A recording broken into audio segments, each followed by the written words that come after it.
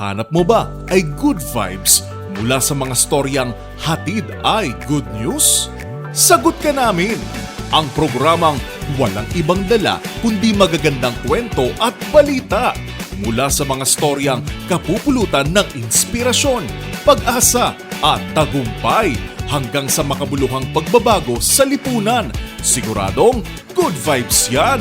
Dito lang sa programang magbibigay ng mga balitang mas maganda pa sa good news.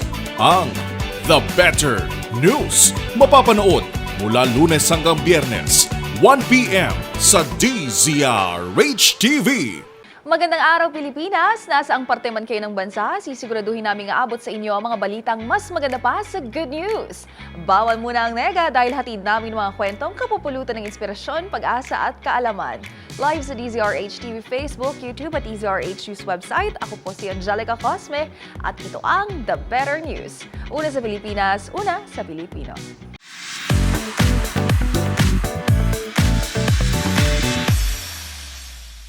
Para sa ating unang Better News ngayong araw, nangako si Pangulong Bongbong Marcos na puprotektahan ang mga manggagawang Pilipino sa gitna ng mga panawagan para sa mas maayos na kondisyon sa paggawa. Sa isang dialogo kasama ang mga labor leader, hinarap ng Pangulo ang mga isyong matagal nang isinisigaw ng manggagawa mula sa living wage hanggang sa karapatang ipahayag ang kanilang mga hinaing. Ang mga usaping natalakay sa pagpupulong ihahatid ni Rose Babiera. Nangako si Pangulong Ferdinand Marcos Jr. na poprotektahan ng kanyang administrasyon ang mga karapatan at kapakanan ng mga manggagawang Pilipino. Ginawa ni PBBM ang pahayag sa isang dialogo kasama ang mga labor leaders sa Goldenberg Mansion sa Malacanang Compound sa Maynila. Tiniyak ng Pangulo na patuloy ang suporta ng gobyerno sa bukas at makabuluhang usapan tungo sa trabahong may dignidad, sahod na sapat at kinabukasang may pag-asa para sa bawat pamilyang Pilipino. Samantala, kinumpirma naman ni Trade Union Congress of the Philippines o TUCP President at House Deputy Speaker Raymond Mendoza ang nangyaring pagpupulong sa Pangulo, kung saan tinalakay ang pinakamatinding mga isyong kinakaharap ng milyong-milyong manggagawang Pilipino. Kabilang sa mga isyong ito ang proteksyon sa mga karapatan ng mga manggagawa, pagtatakda ng living wage at paglikha ng mga disenteng trabaho. Binigyang diin din ng TUCP na patuloy silang nakikiisa sa gobyerno at iba pang mga stakeholders nito upang masigurong na ipapatupad ang mga karapatan ng mga manggagawa sa halip na pawang ipapangako lamang. Isinusulong ng grupo ang agarang pagpasa ng mga panukalang batas na kabilang ang Union Formation Act, Assumption of Jurisdiction Act at Workers' Right to Strike Act. Para sa DZRH TV, ito si Rose Babiera. Una sa Pilipinas, una sa Pilipino.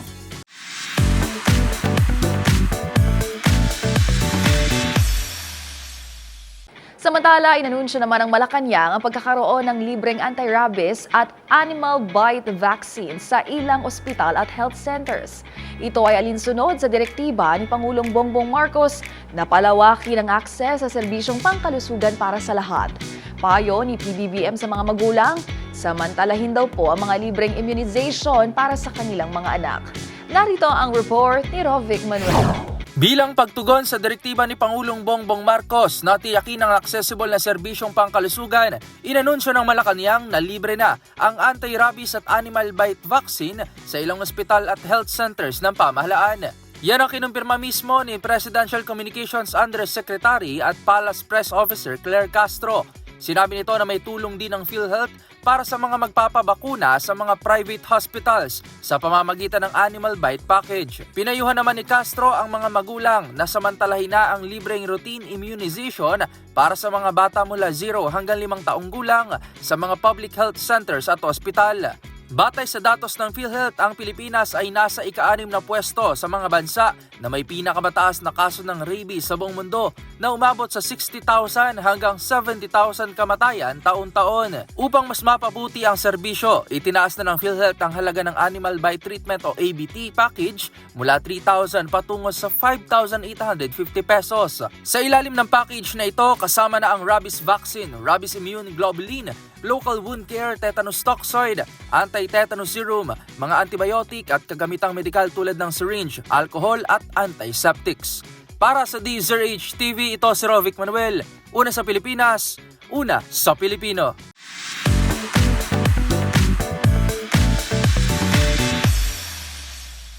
Madalas nating marinig ang burnout at stress bilang isa sa mga problema ng mga empleyado sa kanilang trabaho.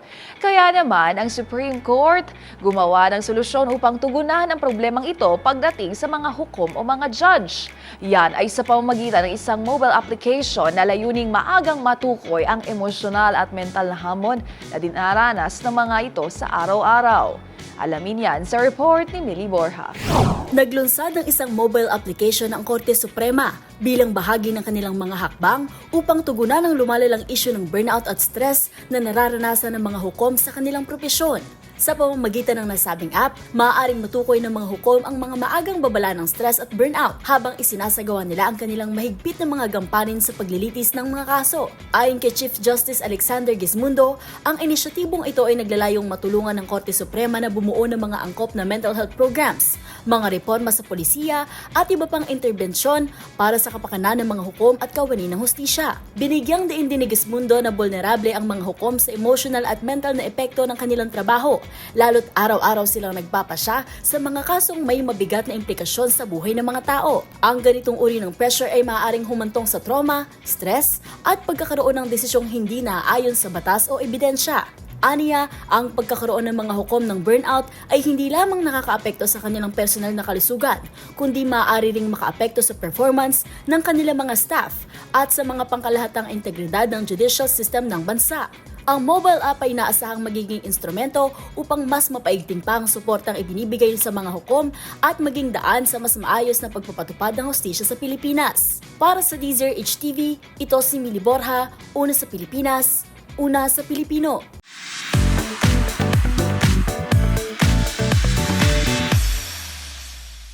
Samantala sa iba pang balita, binigyang pagkilala ng Catholic Bishops' Conference of the Philippines o CBCP ang ilan sa mga natatanging kabataan na anak ng mga overseas Filipino worker OFW sa ginanap na 14th Gawad Anak OFW Awards.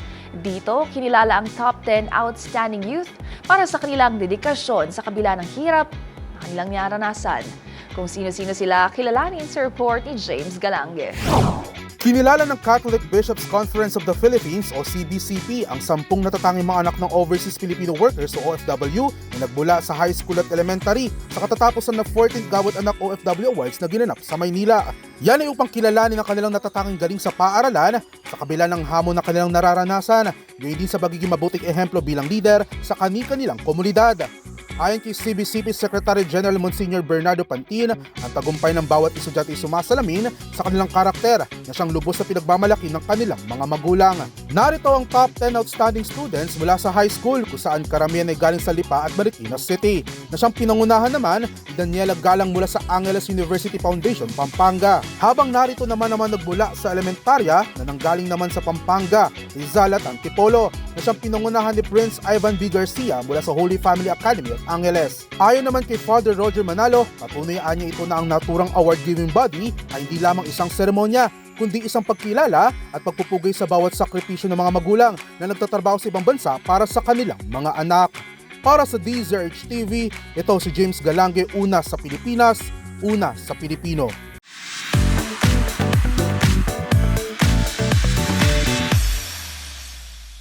Kumpiyansa naman ng Department of Tourism na mapapalakas ng gaganaping Bicol Hot Air Balloon Festival ang turismo sa lugar. Sa 3 araw na event ngayong buwan, bibida ang Philippine Flag Skydiving Jump, Hot Air Balloon Flyout, Car Drifting Show Aerobatic at Formation Flying. Ang mga dapat pa nating abangan sa report ni Millie Borja. Umaasa ang Department of Tourism Region 5 na makakaakit ng mas maraming turista, lokal at dayuhan ang gaganaping Bicol Loco Hot Air Balloon Festival. Ayon kay DOT Regional Director Herbie Aguas, tinatayang higit sa 500,000 na turista ang dadayo sa 3 araw na pagdiriwang mula sa iba't ibang lugar, kabilang ang Metro Manila at mga kalapit probinsya. Gaganapin ang festival mula June 14 hanggang June 16 sa Old Legazpi Airport at tampok dito ang iba't ibang kapanapanabik na aktibidad gaya ng Philippine Flag Skydiving Jump, Hot Air Balloon Flyout, Paramotor Flying, Car Drifting Show, Aerobatic Display at Formation Flying. Inaasahang mas dadagsa pa ang mga dadalo dahil sa presensya ng mga kilalang performers gaya ni Fred Engay with Rise High Band, Diwata, Kim Won-shik, Kim Ji-soo, Earl Agustin, SB19, Zach Tabudlo, Hev Abi at Rico Blanco. Sinabi ni Aguas na malaking tulong ito hindi lamang sa Legazpi kundi sa buong Region 5. Kung gagastos ng humigit kumulang 2,000 piso ang bawat turista, sinabi ni Aguas na posibleng makalikom ng malaking kita ang buong lalawigan. Samantala, binigyan din ni Legazpi ang gandang kalikasan sa Albay, gaya ng Punta Almara sa Ligao City, Misibis Bay sa Bakakay, mga talon, Sumlang Lake sa Kamalig, at mga sikat na ATV rides sa paanan ng Bulkang Mayon. Para sa DZRH TV, ito si Mili Borja, una sa Pilipinas, una sa Pilipino.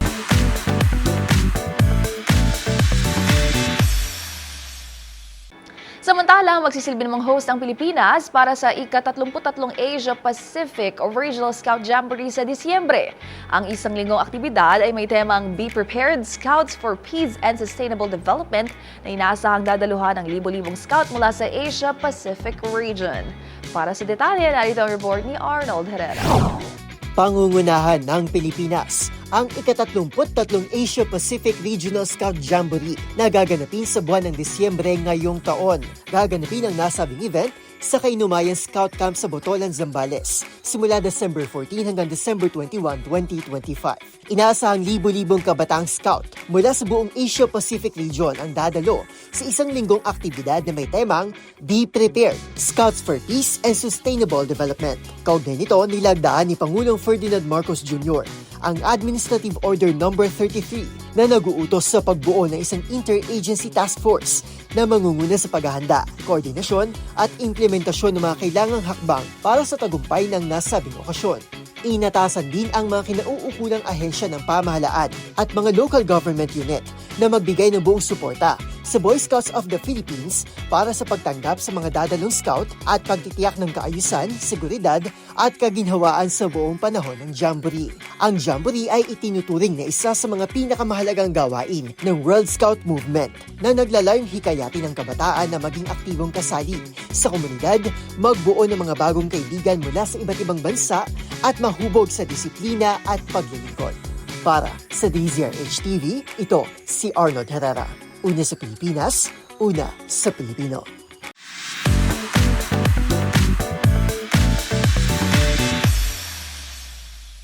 Interesado ka rin ba sa nauusong do-it-yourself lantern ng bansang South Korea? Para po sa mga may gusto, ang tradisyon na ito ay dinala na mismo ng Korean Cultural Center sa Pilipinas.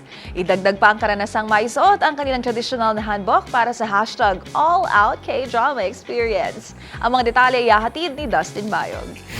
Isang touring exhibition ng mga iconic na silk lantern mula Jinju, South Korea ang kasalukuyang bumibida sa Korean Cultural Center o KCC sa Taguig at tatagal hanggang sa katapusan ng Hulyo. Ang exhibit na pinamagatang Lights of Korea Jinju Silk Lanterns ay nilunsad sa pakikipagtulungan ng KCC at ng pamalang lungsod ng Jinju sa ilalim ng 2025 Touring K-Arts Program ng Korean Ministry of Culture, Sports and Tourism at ng Korea Foundation for International Cultural Exchange. Ipinapakita sa naturang exhibit ang sining ng paggawa ng silk lanterns na bahagi ng matandang tradisyon ng sericulture o silk farming sa Jeju, Gyeongsang, Namdo Province. Bukod sa mga nagagandahang parol, maaaring subukan ng mga bisita ang paggawa ng kanilang do-it-yourself silk lantern gamit ang mga kitang binibigay sa venue. Mayroon ding guided tour sa loob ng exhibit upang higit na maunawaan ng mga bisita ang kasaysayan at kultura sa likod ng Jeju Silk Lanterns. Tuwing Biyernes, maaaring magsuot ng hanbok o tradisyonal na kasuotan ng mga Korean ang mga bibisita habang nasa KCC.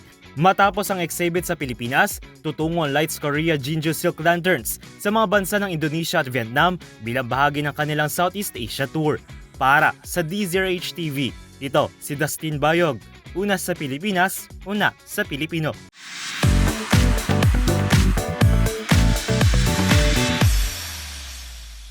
The better news naman tayo pagdating sa mundo ng palakasan.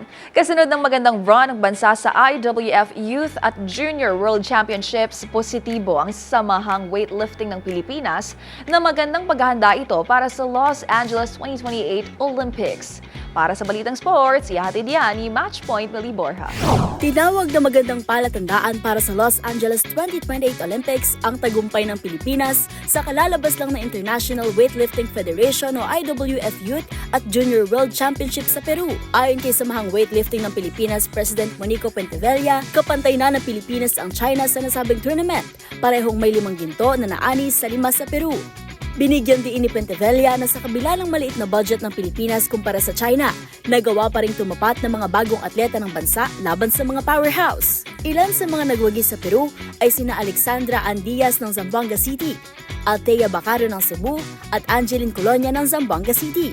Samantala, pinasalamatan din ni Pentevella sa Education Secretary Sonny Angara sa pagtulong para maipasok ang weightlifting sa palarong pambansa bilang demonstration sport. Nakatakdang isagawa ang National Open sa June 7 hanggang 13 sa Dumaguete City, Negros Oriental. Para sa DZRH TV, ito si Mili Borja, una sa Pilipinas, una sa Pilipino.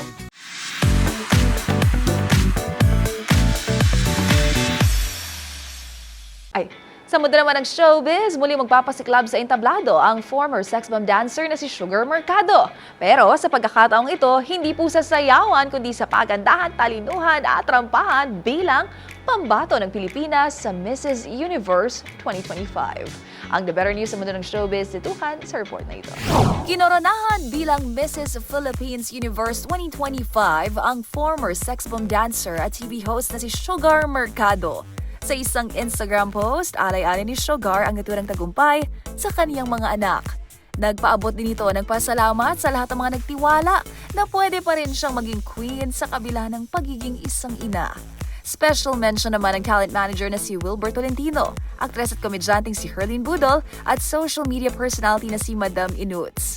Bukod sa corona bilang Mrs. Philippines Universe, ang mommy beauty queen mula sa Quezon City na sungkit din ang Darling of the Press at Strongest Photo Award. Agad namang nagpaabot ng pagbati ang mga kasamahan nito sa industriya gaya ni Pakwang, Kakay Bautista at Kim Rodriguez. Sa pagkapanalong ito, si Sugar Mercado ang kinatawan ng Pilipinas sa Mrs. Universe pageant na gaganapin sa October 15.